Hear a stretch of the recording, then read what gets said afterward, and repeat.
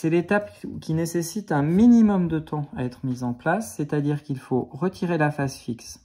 Quand on est prêt, il faut être vraiment prêt. Retirer la face fixe, j'ai mis un accent en trop. Retirer la face fixe. Marquer le front de l'élan, c'est là où il ne faut surtout pas perdre de temps. Marquer le front de l'élan. Ça se voit très nettement, il y a une démarcation entre la zone de la face fixe qui a été humidifiée par le solvant et la zone qui est restée totalement sèche. Marquer le front de l'élan et après on a tout notre temps, mais autant le faire aussi rapidement que possible puisque le cyclohexane qui sera utilisé a tous les défauts qu'on a pu mentionner au préalable. Sécher, en général on utilise un sèche-cheveux pour ceci. Il faut donc, lors de cette étape, être très rapide, disais-je, et c'est pourquoi on prend la cuve à chromatographie, on extrait directement la face fixe, on la pose tout de suite sur la table, on marque sans règle, à main levée, le front de l'élan, et ensuite on va pouvoir prendre le temps de sécher. Et pour finir, la 6e étape est une étape pas toujours nécessaire, mais qui peut s'avérer nécessaire, c'est celle de la révélation. On va donc réaliser cette étape seulement quand les taches des différents mélanges qu'on a déposés ou des différentes espèces chimiques que l'on a déposées ne sont pas visibles à l'œil nu. Voilà pour la question 9.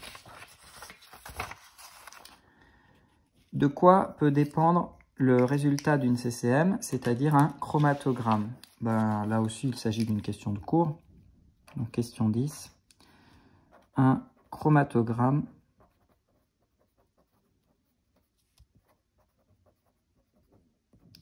dépend très majoritairement, les conditions physiques, pression et température sont secondaires, dépend premièrement de la face fixe,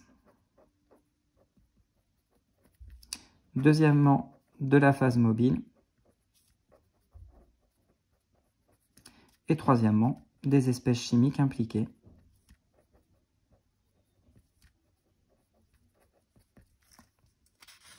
À un niveau supérieur, on est capable tout à fait d'anticiper le résultat d'un chromatogramme juste en connaissant les propriétés des différentes molécules et des différents phases fixes et phases mobiles que l'on met en place. C'est-à-dire qu'on est capable de prévoir si une espèce chimique va être en mesure de migrer très haut sur la phase fixe ou au contraire de rester collée à la ligne des dépôts. On vous propose ensuite de réaliser la chromatographie sur couche mince à proprement parler. Pour ce faire, on vous invite à préparer la phase fixe selon le modèle proposé ci-dessous. Je rementionne donc les initiales et il était simple de compléter le schéma puisque un certain nombre de légendes apparaissaient. La première légende qui est ici, c'est ce qui représente la phase fixe.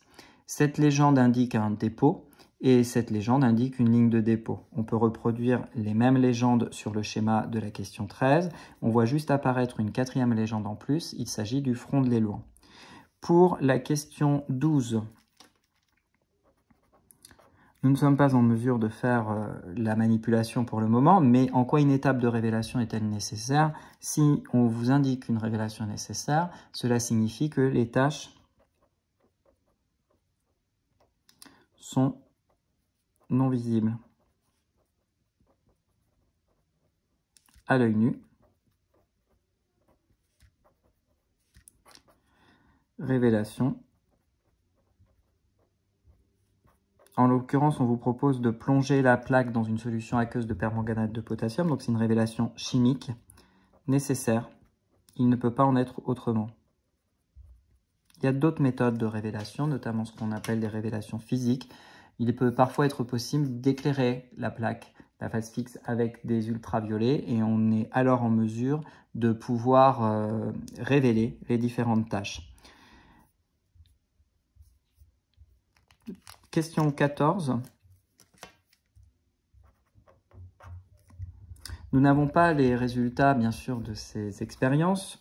Toutefois, nous allons être en mesure de préparer la question 14, c'est-à-dire de rédiger toutes les phrases possibles et imaginables. Il ne restera plus alors qu'à compléter. Alors, pour la question 14, la première des analyses que vous pouvez mener, c'est d'observer pour chaque dépôt le nombre de tâches que vous pouvez observer. Je commence donc par prendre la première phrase exemple. Je vais ne faire qu'un exemple à chaque fois et je vous laisserai le soin de compléter.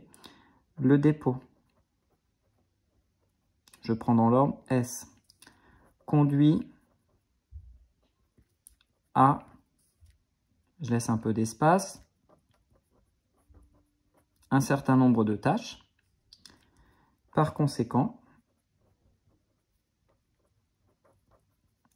S contient au moins, et je vous rappelle que l'élément au moins dans cette phrase est extrêmement important, et je reproduis le même nombre que ce que j'ai trouvé de tâches, au moins espèces chimiques. Vous pouvez faire la même chose pour les deux autres dépôts, donc N et L.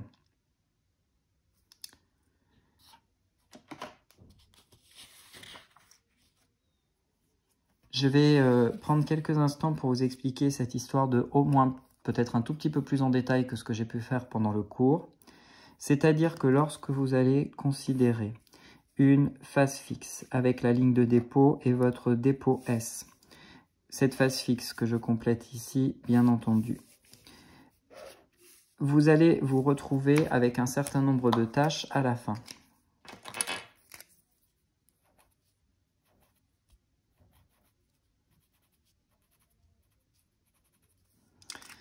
Je vous rappelle que la première chose à faire, c'est de marquer le milieu de chacune de ces tâches par une croix. Et vous vous retrouvez également, puisque vous avez pris un chromatogramme, c'est-à-dire le résultat avec la ligne de front de l'élan. Vous allez alors observer un certain nombre de tâches. Ces tâches correspondent à des espèces chimiques qui se sont séparées, mais rien n'indique que pour l'une des tâches, à cet endroit-là par exemple, il n'y ait pas deux espèces chimiques. Peut-être qu'avec un autre élément, on aurait réussi à séparer ces deux espèces chimiques qui, hypothétiquement, seraient mélangées ici. Par conséquent, on n'a pas de certitude absolue qu'il y a tant d'espèces chimiques parce que tant de tâches, mais on a la certitude qu'il y en a au moins ce nombre-là. Et ensuite, il peut y avoir des espèces chimiques parmi celles que l'on visualise qui sont soit bien distinctes, ici 3, ou alors mélangées, donc il pourrait y avoir plus de 3 espèces chimiques pour le dépôt S. Voilà pour ce commentaire ici. Et puis maintenant, la dernière analyse. Eh bien, notre but, c'est de savoir si S contient ou non, est identique ou non au dépôt naturel N et contient ou non du linalol, le dépôt L. Par conséquent, on peut écrire que le dépôt S possède toutes les mêmes tâches. Et je vous rappelle que l'important, c'est nombre et hauteur. Que le dépôt N, par conséquent, S contient N. Je vais préparer évidemment tout de suite cette phrase pour que on puisse barrer après. Donc le dépôt S, j'ai oublié de le noter, c'était le dépôt S qui m'intéressait. Alors j'avais mis possède, je rajoute ne devant possède. Pas toutes les mêmes tâches nombre et hauteur que le dépôt N, par conséquent S ne contient pas. Quand on réalisera la manipulation, on pourra alors soit barrer ne et pas, et comme ça on est dans le cas où ça fonctionne, ou alors laisser les ne et pas, et auquel cas on aura rédigé la bonne conclusion. Vous avez réalisé la même chose pour la comparaison entre le dépôt S et le dépôt de linalol. Les chromatographies sur couche mince ne sont qu'une des méthodes parmi toutes les méthodes de chromatographie qui existent. Il existe notamment des chromatographies dites sur colonne et des chromatographies avec des espèces chimiques à l'état physique gazeux. Donc il y a plein de méthodologies associées à la chromatographie. C'est une méthode extrêmement riche qui chimiquement est très utilisée, que ce soit dans les laboratoires de recherche ou dans les laboratoires d'analyse. On peut réaliser également des chromatographies sur des analyses sanguines. Je vous souhaite une très bonne fin de journée. C'était là la correction de l'activité de chimie numéro 11.